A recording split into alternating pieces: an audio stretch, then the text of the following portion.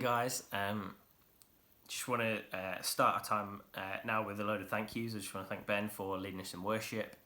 Thank you. If you guys don't know, Ethan behind the scenes has been putting all the words and stuff on the worship. So well done to you, man. You've been doing really well. Thank you for the way that you've been serving us in that. Thanks to Ben for putting this all together. He does it every week, so give him some props because it all runs slick, it all runs well, and that's all down to him. Thanks to everyone that's just been in the breakout room with me. Good chats, love it every week. It's a really cool time to just get in with people that even maybe in church you wouldn't speak to, because it's all randomised, isn't it? It's great. Thanks to Charles for coming earlier in the week and praying with me. He sat out there in the garden while I was sat inside so we could keep our distance. And thanks, Yaz, for the Bible study and all the different weeks that you've been doing on that. I think we sometimes can really forget what's been done. We can really forget to be thankful for all these things that have happened. We had a really profound time in worship a month ago,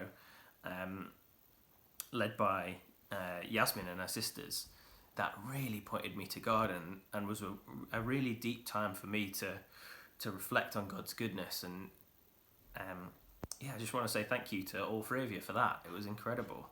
We don't want to forget stuff like that. And for you guys, maybe there's a preach that still resonates with you. Maybe there's a time of worship in this lockdown that still resonates with you. Why don't you find the person that was there for that, or find the person in that breakout room that you had a really good chat with and say, oh, we should do it again, or thank you for that. It's such a great quality, isn't it, to be grateful for things, and it's something that we're called to as Christians, is to be grateful. Just in this room over there, we've got actually a pile of thank you cards from our wedding. We had our wedding in lockdown, and so loads of people couldn't be there, but we still got sent quite a few gifts through. And so thank you if you're watching this or you sent us a gift. We are writing, we have written the thank you cards, and they're on their way. But as I'm sure that all the rest of you understand, we busy ourselves, don't we? Even in this time where we're not really at work, we're working from home, and it seems less busy, it seems like we've got less stuff on, less plans and all the rest of it. We still busy ourselves, and it's easy to overlook these things. It's easy to not be grateful. It's easy to not look back and say, oh, how great that was, how kind that was, how generous that was. And we are really grateful for everything that everyone gave us. Not just presents that we got for our wedding, but also in all the people that gave us time and all the rest of it. And different things on the day to help us out. But we actually need to actively remember these things sometimes, don't we? We need to pursue gratefulness sometimes in order to make it true in our hearts, and not just something that we automatically say when something happens to us or when someone gives us something. I know we're training the girls in using their manners, and they're really good at it. They say thank you, they say please every time, and we want that. But we want it to be more than that, don't we? We want a real actual gratefulness in the heart, and we hope that comes over time. I'm sure actually there's already seeds of that already there. So why am I saying all this? We're supposed to be looking at Joshua, this great battle. Why are we talking about thankfulness? What has this all got to do with Joshua? I'm going to read it to you. We're looking today, I was given chapters 5 and 6. We're going to look from chapter 5 verse 10 down to chapter 6 verse 2. Notice that I haven't actually included the Battle of Jericho in this. You can read that one for yourself, and I'm sure most of you know what happens. If not, I will tell you at some point today. So let's read from verse 10 in chapter 5. On the evening of the 14th day of the month, while camped at Gilgal on the plains of Jericho, the Israelites celebrated the Passover. The day after the Passover, that very day, they ate some of the produce of the land, unleavened bread and roasted grain. The manna stopped the day after they ate this food from the land.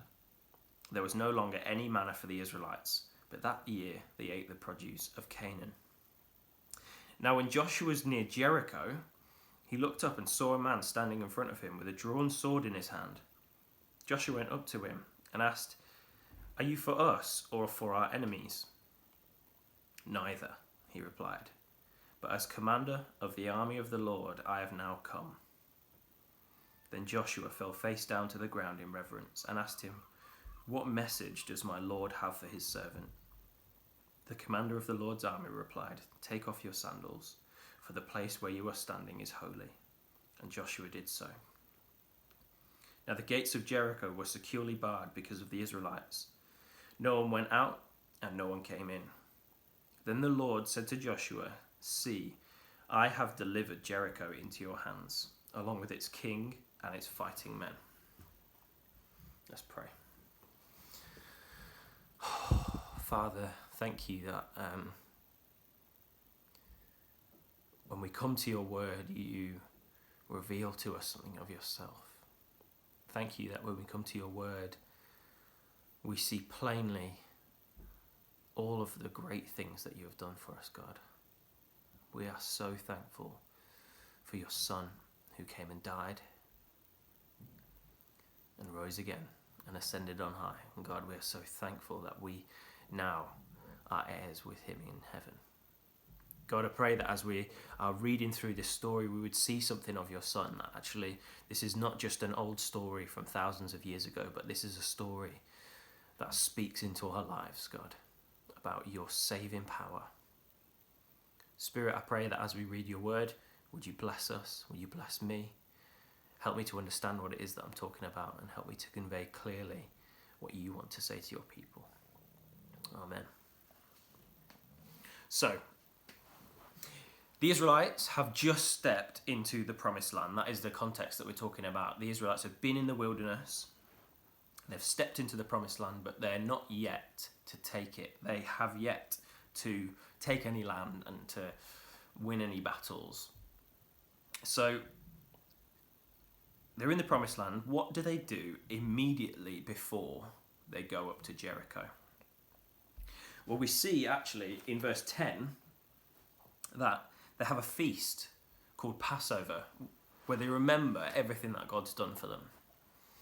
They remember that they were once slaves in Egypt. They were under an oppressive regime that actually was committed to genocide of the Israelite people.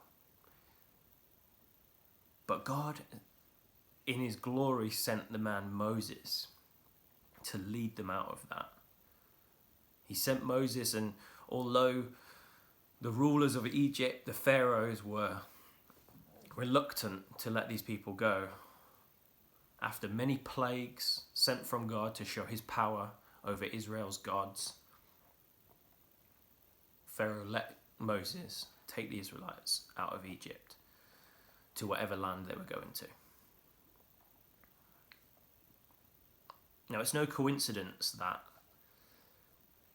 this festival came up just before Jericho. It's no coincidence that the Israelites were forced to remember everything that had happened before they were to fight their first battle. God is reminding them that it was by his power that they were set free. And after they left Egypt, they had to cross the Red Sea. And it was God's power that cleared the waters in the Red Sea and allowed them to cross, to escape the Egyptian army that was bearing down upon them.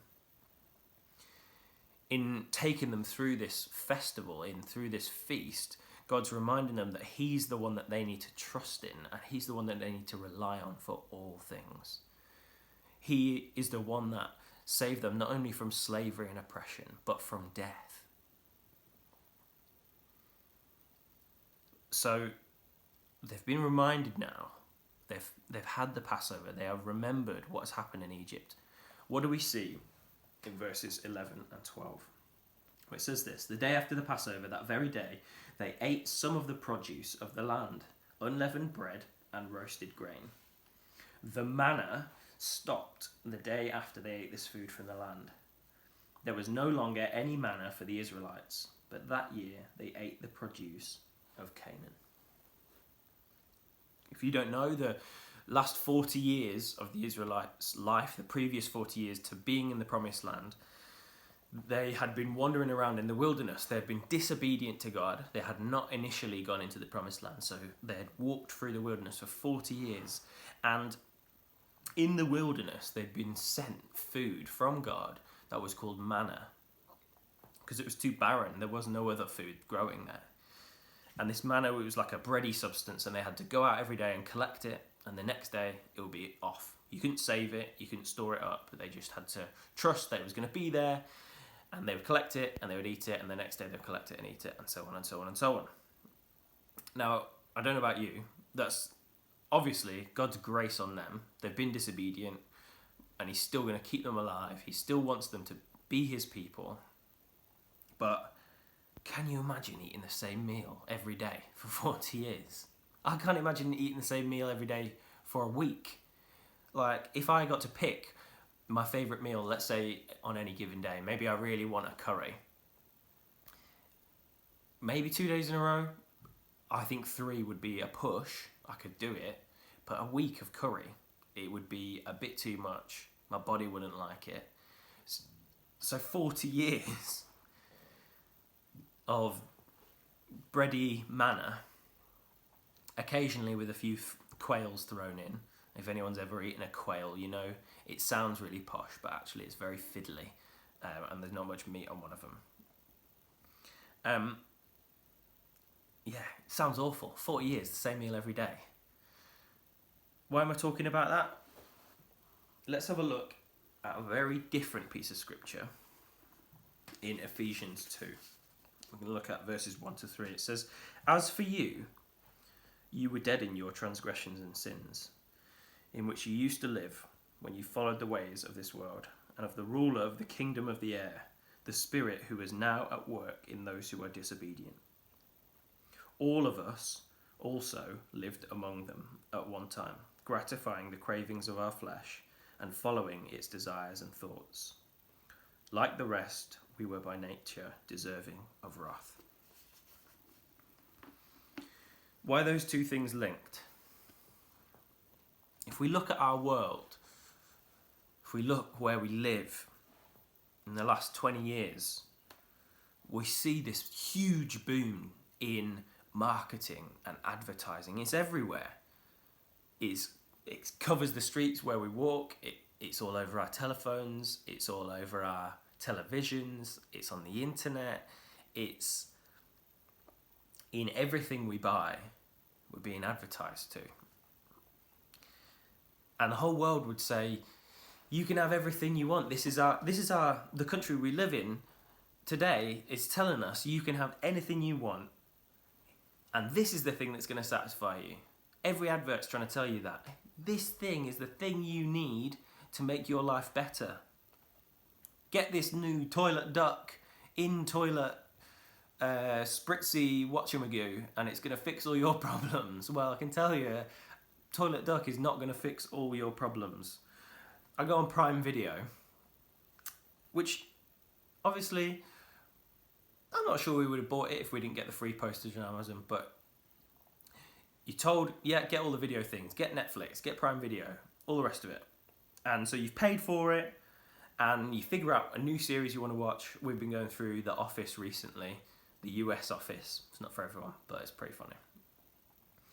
And you get down to it, you decide what you're going to watch, you get ready, you might get your popcorn, or you might get a little glass of wine or something, and you start it up, and what happens? An advert pops up. You've paid to go on there and choose from all the delights of everything they're offering you, and you've chosen, and then they're advertising you something else. And at the moment it's some advert for a straight-to-TV action film featuring Batista, and I loved Guardians of the Galaxy, but I don't think it's going to be my bag, that film. My point is, whatever we choose, the world will always say it's not enough. The world will always say there's something else, there's something better, there's something more to have.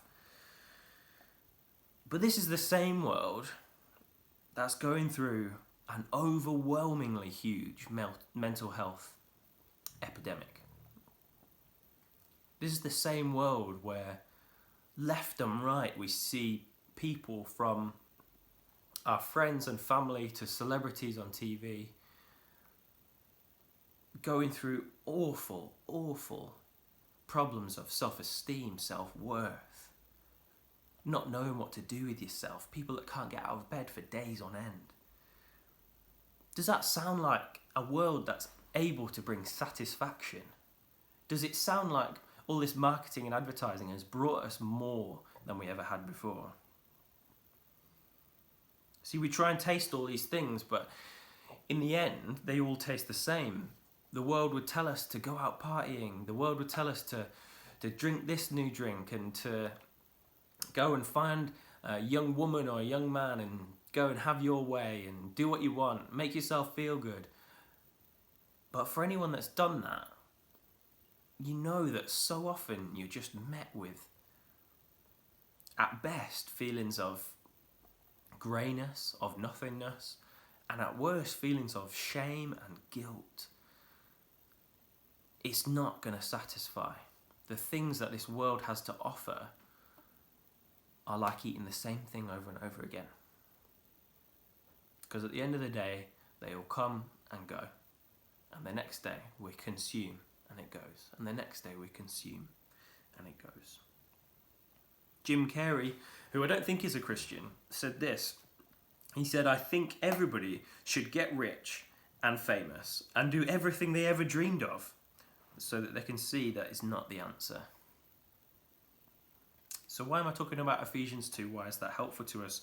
Well, it paints a picture actually of us following. It talks about us following the prince of the kingdom of the air, which we would know as the devil. And it paints this picture of us all not quite alive, not quite dead, sort of in a zombie state, just following the world, following the devil, not really thinking about what we're doing, with no idea what the destination is. But if we turn to God, if we turn off that path, if we turn away from just consuming and trying to satisfy ourselves with the things of the world, and we turn to God, there is joy, and there is goodness, and there's lasting peace. And that's not just some academic biblical thing that I've thought up and it might sound nice. It's real. God's goodness is here waiting for you. I'm not saying that the Christian life is without hardship. I'm not saying that there's no mental health issues among Christians, because that is a plain lie. I've struggled with mental health things. I know there's loads of people in our church who have struggled with mental health issues, and people at the moment who have ongoing mental health issues. Christian life is not painted as this easy way of being where everything's nice and rosy. But if you know that you were like the Israelite people wandering in the wilderness, the only way that you're going to come out of that is to follow God. The Israelites had what the Bible described as a big cloud in the daytime that they would follow, and a big pillar of fire by night that they would follow. Well, we have the example of Jesus that we can follow. He would call us to turn from following the world and live a life trusting in him. And that will lead us to the promised land. He will bring us into his kingdom. Now, speaking of God's kingdom, which is sometimes called Zion, I'm going to look at a little passage in Isaiah because he paints this really vivid picture. We're looking in Isaiah 35, verses 8 to 10, and it says this: A highway will be there. It will be called the way of holiness. It will be for those who walk on that way. The unclean will not journey on it, and wicked fools will not go about on it. No lion will be there, nor any ravenous beast. They will not be found there, but only the redeemed will walk there, and those the Lord has rescued will return. They will enter Zion, God's kingdom, with singing everlasting joy, and this will crown their heads. Gladness and joy will overtake them, and sorrow and sighing will flee away. And that kingdom that is described is not just something distant. You see, when you've not met Jesus, when you've not entered into God's kingdom, you think of it as this idea of when you die, then you'll go to heaven. But actually, the Bible talks about God's kingdom being here now, and through God's Spirit which dwells inside us as Christians. If we put our faith in him, we can enter into the promised land. And when we put our faith in him, he gives us his Spirit and the fruits of the Spirit. These are the things that come as a result of having the Spirit within you. And these are love and joy and peace, forbearance, kindness, goodness, faithfulness, gentleness, and self-control. And they're just the trimmings. That's what comes once you've been entered into God's kingdom. These are just the add-ons that God gives you. He doesn't just bring you into his kingdom. He gives you joy and peace and forbearance and kindness and goodness and faithfulness and gentleness and self-control. He gives you these things. You see, we, like the Israelites, are not just saved from slavery. We're not just saved from wandering down that aimless path. We're not just saved from drudgery and monotony. We're not just saved to be with God in the wilderness. We're actually saved into God's kingdom, full of joy and peace and love and all those other things, which if you want to look at them, if you're a Christian, you want to look at them a bit deeper, they're in Galatians 5. But now that we're in God's kingdom, now we've entered the promised land, we got to know it's not going to be without challenge. And this story paints a really clear picture of that. The Israelites have tasted the fruits of the land, they've seen that it's good, but before them is this great fortress of Jericho. Anyone that's been a Christian for any period of time will tell you that it's not all easy going. In fact, in 1 Peter, we're told to expect a fiery ordeal. And many Christians listening to this today will have a Jericho stood in front of them. Something that seems unsurpassable. Something that looks like it's standing between you and everything good that God's got set out before you. It could be all sorts of things. It might be habitual sin. It might be unforgiveness. It might be you're really struggling with anger. It might be you've got crippling ill health. Something in your body is stopping you from living life as you think it would be best lived. Maybe you're going through a really hard mental health battle. Or maybe you're struggling with addiction. Or maybe it's just some of the things that come with living in our 21st century world. Apathy, laziness, discontent. Maybe these are things that you live with.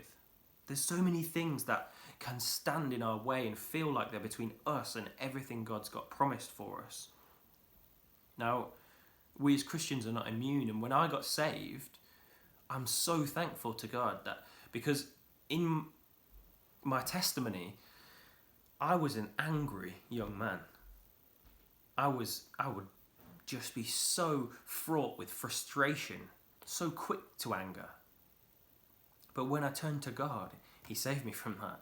He gifted me with peace and tore down those walls of anger that were around my life. But later on, I would have struggles with addiction. And that would take longer to break down. See, some things come like Jericho in a day. Some walls will be torn down immediately by God. Others take more time. When I was struggling with addiction, I once thought I had a silver bullet for it. And sometimes as Christians we have these epiphanies. We think, I know I can fix this problem. My silver bullet was this. It was confession. If I just told someone I was struggling with it, then it would be all right. And it did help for a while. Made me feel better on the day and the next few days, but very quickly I'd succumb and go back into old ways of living. And later on, I thought I had another silver bullet: accountability. Now this, if you don't know what it is, it's like continued confession. It's where you find someone and you ask them if you could be accountable to them, and you say, right, every now and then I want you to ask me how I'm doing, and I'm going to tell you, and I'm going to be really honest with you. And again, it worked for a little bit, but I went into old patterns of living, back into addiction. You see, both of these things are good, but they weren't the final thing that tore down the wall. And several confessions and accountability partners later, I was just in despair, really.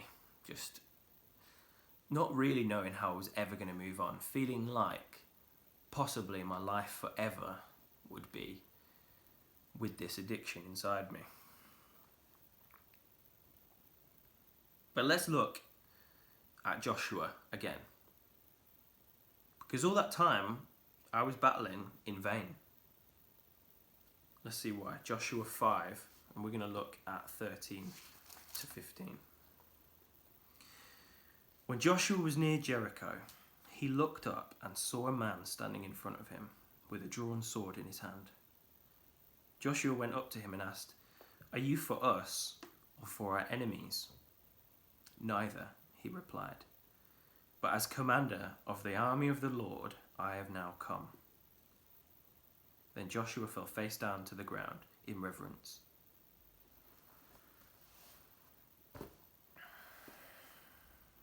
The Christian life is not about us just fighting and saying, "Come on, God, give me a hand." The Christian life looks like this. It looks like getting down on our knees when we see God in front of us, getting down on our knees and saying, "God, how do you want to fight this battle?" Joshua recognized his helplessness. You see, Jericho was this great city. It was one of the greatest fortresses in the Middle East, and it was set on a hill, and it had an outer wall for protection, and if that was breached, it had an inner wall slightly further up the hill. See, to get the height advantage. It was impenetrable. It was filled with soldiers that had been posted there to protect the rest of the hill country. See, this was the entrance to the hill country, and that's why Israel had to take it. And Jericho was the fortress that stood between the whole hill country and any enemies that would come towards it. It's an impenetrable fortress. And who are the Israelites? Well, they're a bunch of nomads, really, that were slaves. They've gone walking around in the wilderness for 40 years, and they've won a few skirmishes in the desert. But this is not a fight they can win. They're not an army like sits behind the walls of Jericho. But what do we see in chapter 6, verses 1 and 2? It says, "The gates of Jericho were securely barred because of the Israelites. No one went out and no one came in." You see there? It's shut. The way is shut. But the Lord said to Joshua, "See, I have delivered Jericho into your hands, along with its king and its fighting men." In verse 2, God says, it's done. Joshua's set the Israelites' priorities up correctly. He has said, "God, we will follow you." And God's response is, "It is done. I have done it." You see, when we submit to God, He will win the battle. Like I said before, it won't always be instantaneous. It won't always be something that comes straight away. But the only way we can fight against the things of this world that come against us as Christians is to submit ourselves to God, to get on our knees and say, God, I cannot fight this battle. Will you fight it for me? And God will live out his purposes. He will bring everything he desires to fruition. And he will lift up his church. The Bible tells us that he will build his church. And when heaven comes to earth in the final days, the bride of Christ, which is the church, will be glorified. It's crazy. This is what God has set out for us. So in our lives, we have to recognize who's in charge. We have to recognize who's going to win the battle. Church, this is how we must live daily. Not in constant struggle on our own. Not in running up to those walls and trying to pound them down with our bare fists. But saying to God, God, what does Joshua say? What message does the Lord have for his servant? God, I am yours. What would you have me do? It's not about getting God on our side. It's about saying to God, we are on your side. We trust you. Let's pray. God, thank you. Thank you, God, that you saved us. God, that by the death of your Son, we can be free from slavery and oppression, God. We can be free from wandering down that path, God, towards nothingness, God, and in the end, hell. God, you have saved us from that. You have turned us from that path onto your way of holiness. God, I pray, would you help us to walk that path well? And God, I pray that when we come to tall walls that stand in our way, would you do away with pride that is within us? God, do away with any arrogance that says, I can fight this battle. And God, would you bring your kingdom? God, would you show your power? God, we want to see you glorified because you've saved us and you allow us into your kingdom. Thank you, God. I pray would you be with each of us as we continue on our journeys this week. God, give us strength, give us knowledge, give us understanding of our situations, but God, make us be a people that are on our knees before you.